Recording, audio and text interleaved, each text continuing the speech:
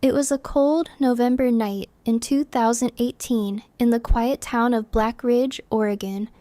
At exactly 11:42 p.m., a distress 911 call came in.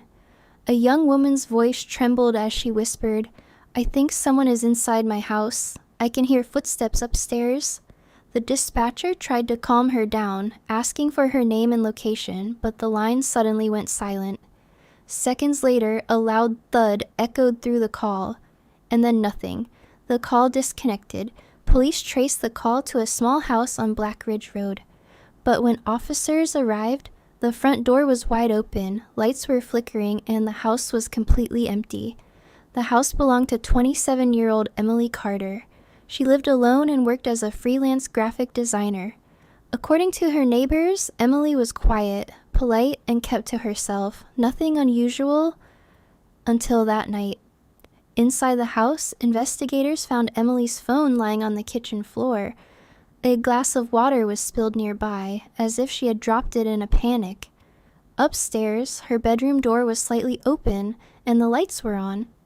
But there were no signs of forced entry, no broken windows, no fingerprints other than Emily's. It was as if she had simply vanished.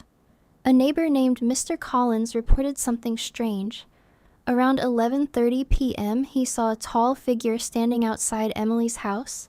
The figure didn't move, just stood there, watching the house in silence. When police asked for more details, Collins said, "I couldn't see his face, but I swear he wasn't normal. He just didn't move like a person." Security cameras in the area were checked, but strangely, none of them captured anyone near the house at that time. During a deeper search of the house, detectives discovered something unusual. Behind a bookshelf in Emily's bedroom, there was a hidden door. It led to a small, dusty room that didn't appear on the house's blueprint. Inside the room, there were old photographs pinned to the walls, pictures of different people, all taken secretly. Some of them were blurry, some taken from a distance. And in the center of the wall, there was a picture of Emily herself. At the bottom of the wall, written in black marker, were the words, "You were never alone." Police checked Emily's laptop. Most of her files were normal, design work, emails, and personal photos. But one folder caught their attention. It was labeled Black Ridge Files. Inside, there were documents about multiple missing persons cases in the same area. Going back nearly 20 years, all of the victims had something in common. They lived alone and disappeared at night. Emily had been investigating these cases herself, and then she became one of them. Detectives reopened old cases connected to Black Ridge Road. One by one, they realized a terrifying pattern. Every victim had reported strange noises before disappearing, footsteps, whispering, shadows moving in empty rooms. But the most chilling detail, some victims had made 911 calls. Just like Emily, and in every call, right before the line went dead, a loud noise could be heard, like something or someone had reached them. Forensic experts enhanced Emily's 911 call. At first, it sounded normal, her voice, the dispatcher, the silence. But when they increased the volume, a faint whisper could be heard in the background.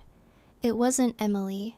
The voice was deep, distorted, and repeating the same words over and over. "I'm already inside." A week later, police decided to search beneath the house. The basement was old, damp, and barely used. But in one corner, they noticed something strange, fresh dirt. They began digging. After a few minutes, they uncovered something horrifying. A collection of personal belongings, watches, phones, jewelry, items belonging to people who had been missing for years, but no bodies, just their things. Despite all the evidence, no suspect was ever identified. No DNA, no fingerprints, no witnesses. Emily Carter was officially declared missing, but the story didn't end there. Just 3 months later, another 911 call came in. Same town, same time, same whisper, and when police arrived, another house stood empty. Years later, the case remains unsolved, Black Ridge Road is now considered cursed by locals. Many families have moved away. Houses remain abandoned. But here's the most disturbing part. If you listen carefully to the original 911 call, you'll notice something strange. At the very end, after the loud thud, you can hear a second voice, not the intruder, not Emily, but someone else, whispering softly, "You're next."